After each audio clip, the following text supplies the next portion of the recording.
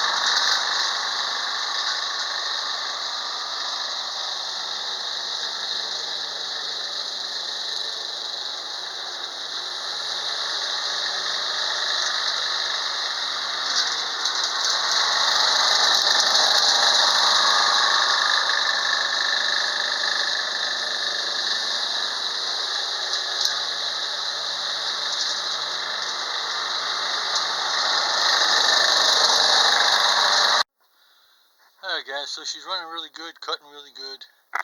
You have to adjust that carburetor a little more, but for the most part she's a go. Handles for the lift and the gear shifters a little tight. Oil them up and grease everything up, and she'll be ready to go to a new home. Alright guys, wanted to show you something else before I close out this video. This is the Easter present that I acquired for my wife. Those of you not familiar with, it's an Irish Celtic cross. And we're going to be removing some of those rocks, and she's going to be planting flowers. But solid concrete, reinforced steel on the cross, and a little closer detail. This guy does incredible work. I found this man who is in the business right out of his garage.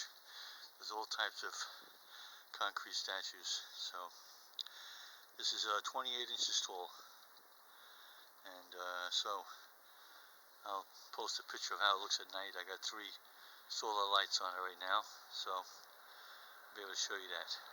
Alright guys, thanks for watching. Book 'em, Daniel.